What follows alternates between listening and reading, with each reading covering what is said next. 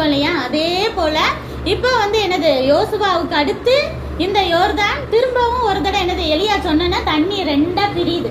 அப்ப அந்த இடத்துல நடுவுல நடந்து அந்த சைடு கிராஸ் பண்ணி போறாங்க. அப்போ தேவன் வந்து எலியாவை தூக்குற நேரம் வந்துருச்சு, அதாவது தூக்கி பரலோகத்துக்கு தூக்கிட்டு போற நேரம் வந்துச்சு. கடைசியா போகும்போது என்ன கேட்பாங்க, எப்பயுமே பக்கத்துல இருக்கவங்ககிட்ட என்ன வேணும், நான் போறேன், கடைசியா உனக்கு ஏதாவது வேணா கேளுன்னு சொல்லுவாங்கல்ல.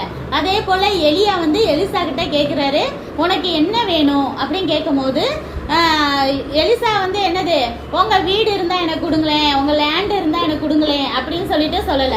எலிசா என்ன சொல்றாரு, உங்ககிட்ட இருக்குல்ல வல்லமை, ஆவிக்குரிய வல்லமை, அது வந்து எனக்கு டபுளா வேணும் கேக்குறாரு. அதுதான் வந்து ஸ்பிரிச்சுவல் நாலேஜ். வெறும் உலகத்தையே பார்த்துட்டு இருந்தா அவங்ககிட்ட இருக்க எனக்கு ட்ரெஸ்ஸை கொடுங்க, உங்க ட்ரெஸ்ஸை கொடுங்க, உங்க பணத்தை கொடுங்க, உங்க வீடு லேண்டு கொடுங்க அப்படி கேட்டுட்டு இருக்கு. அது எத்தனை நாளைக்கு நம்மளுக்கு இருக்கும்? அது எனக்கே ஒரு நாள் பழசா போயிடும், எனக்கே ஒரு நாள் பணம் எவ்வளவு கொடுத்தாலும் ஒரு நாள் இல்லாம போயிடும். ஆனா ஸ்பிரிச்சுவலா நம்ம தேவனோட இருந்தா தேவன் என்னைக்குமே நம்ம கூட இருக்கிறவர் தானே.